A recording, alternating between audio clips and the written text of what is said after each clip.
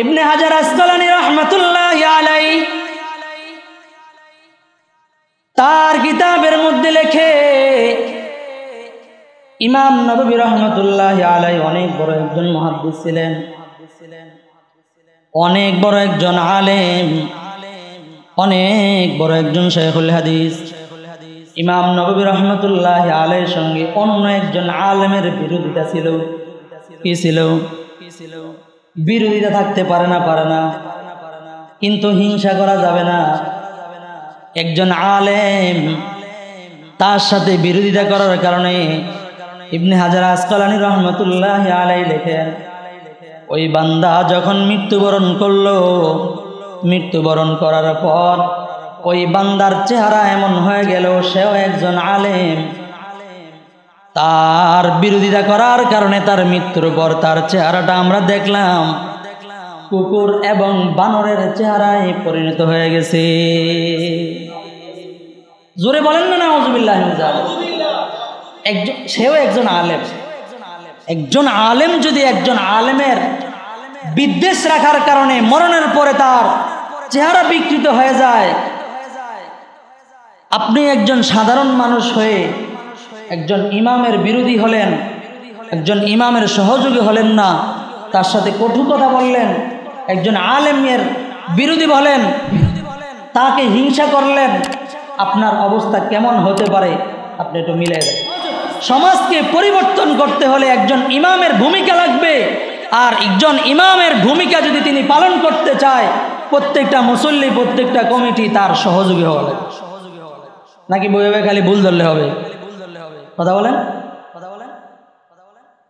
আল্লাহর রাসূল সাল্লাল্লাহু আলাইহি ওয়াসাল্লামের সঙ্গীরা যখন তার সহযোগী হয়েছে, এক সময় কাবা শরীফের চাবি পর্যন্ত আল্লাহর রাসূলকে, আল্লাহর পরে যার স্থান, আল্লাহর ঘরে ঢুকে 2 রাকাত নামাজ পড়ে বিদায় নেবে, এই অবস্থান পর্যন্ত, এই সুযোগটা পর্যন্ত তারা দেয় নাই।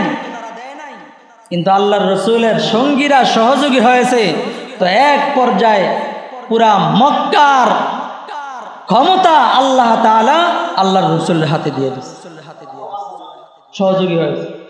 সুতরাং উলামায়ে কেরামের সহযোগী হবেন তো সমাজ পরিবর্তন হবে, দুনিয়াও আপনার লাভ, আখিরাতেও। আর যদি আপনি আলেমদের সহযোগী না হন, বিরোধী হন, চাই যেই আলেম আপনার ইমাম হোক অথবা অন্য ইমাম হোক, অন্য আলেম হোক, যদি আপনি তার বিরোধী হন, আপনার জিন্দেগি বরবাদ।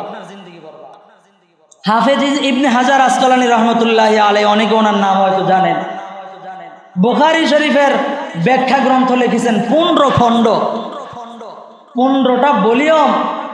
হাফেজ ইবনে হাজার আসকালানী রাহমাতুল্লাহি আলাইহি বুখারী শরীফের ব্যাখ্যা গ্রন্থ লিখেছেন।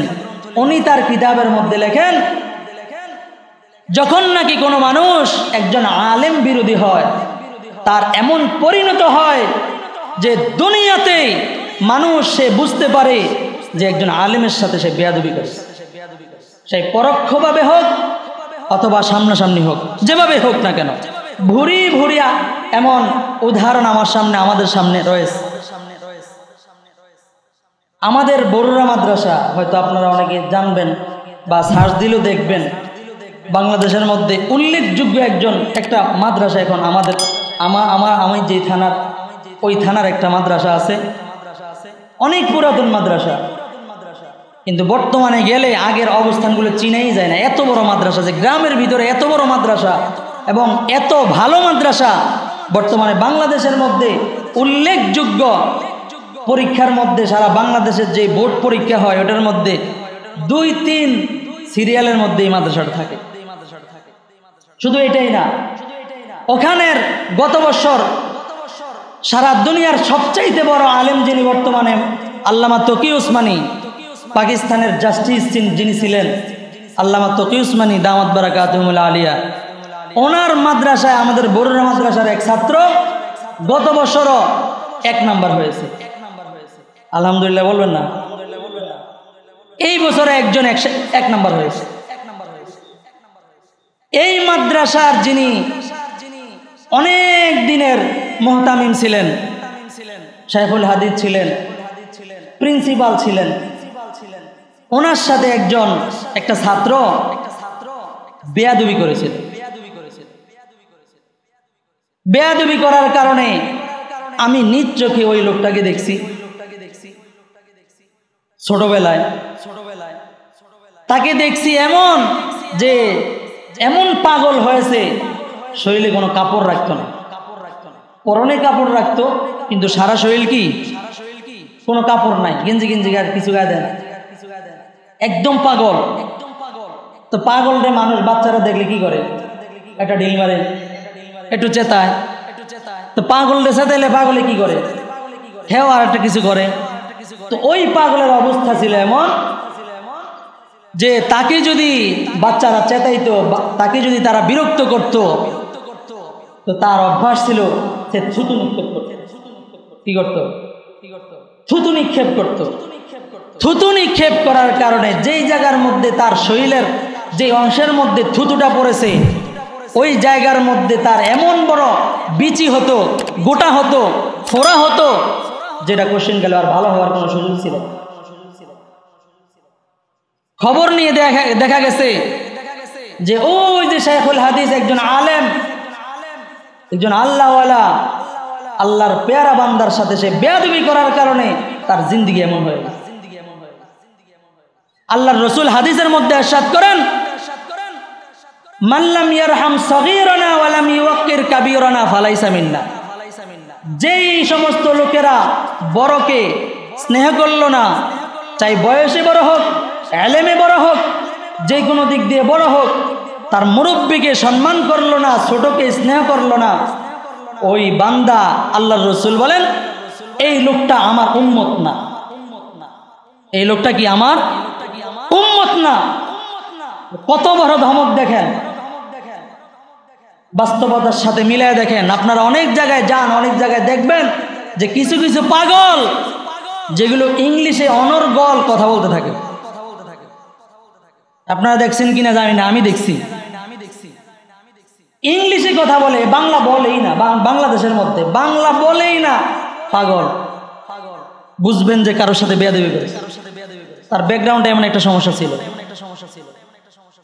যেটা বলতেছিলাম, একজন আলেমকে আপনার বিরোধী বানাবেন নাকি একজন আলেমের সঙ্গী এবং সহযোগী হবেন? বলেন।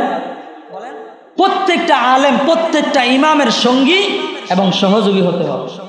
তাইলে সমাজ পরিবর্তন হবে, আপনার দিন পরিবর্তন হবে, আপনার দুনিয়া ফায়দামন্দ হবে, আখিরাত ফায়দামন্দ হবে। বলতেছিলাম, ইবনে হাজার আসকালানী রাহমাতুল্লাহি আলাইহি তার কিতাবের মধ্যে লেখে, ইমাম নববী রাহমাতুল্লাহি আলাইহি অনেক বড় একজন মুহাদ্দিস ছিলেন, অনেক বড় একজন আলেম, অনেক বড় একজন শাইখুল হাদিস। ইমাম নববী রাহমাতুল্লাহি আলাইহির সঙ্গে অন্য একজন আলেমের বিরোধিতা ছিল। কি ছিল? বিরোধিতা থাকতে পারে না, কিন্তু হিংসা করা যাবে না। একজন আলেম, তার সাথে বিরোধিতা করার কারণে ইবনে হাজার আসকালানী রাহমাতুল্লাহি আলাইহি লেখেন, ওই বান্দা যখন মৃত্যুবরণ করলো, মৃত্যুবরণ করার পর ওই বান্দার চেহারা এমন হয়ে গেল, সেও একজন আলেম।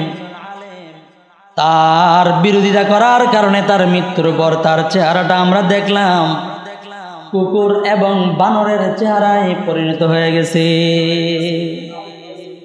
জোরে বলেন না নাউজুবিল্লাহ। সেও একজন আলেম। একজন আলেম যদি একজন আলেমের বিদ্বেষ রাখার কারণে মরণের পরে তার চেহারা বিকৃত হয়ে যায়, আপনি একজন সাধারণ মানুষ হয়ে একজন ইমামের বিরোধী হলেন, একজন ইমামের সহযোগী হলেন না, তার সাথে কটু কথা বললেন, একজন আলেমের বিরোধী হলেন, তাকে হিংসা করলেন, আপনার অবস্থা কেমন হতে পারে আপনি একটু মিলাই দেন। আর আল্লাহর রাসূলের ঘোষণা কি? মান আদালি ওয়ালিয়ান ফাকাদ আযানতুহু বিল হারব। আল্লাহর রাসূল বলেন, আমার পেয়ারাদের সাথে আদাওয়াতি দুশমনী রাখছো, আমি তোমার সাথে যুদ্ধের ঘোষণা করলাম। আমি তোমার সাথে যুদ্ধ করব। কার সাথে? যে আলেম বিরোধী বিদ্বেষী। এই জন্য একজন আলেমের সাথে একজন ইমামের সাথে কেমন কথা বলবেন আপনি চিন্তা করেন। আপনার চিন্তার বিষয়, ইমানের বিষয়, ইসলামের বিষয়, আপনার বিষয়। কথা কোন ঠিক না ঠিক?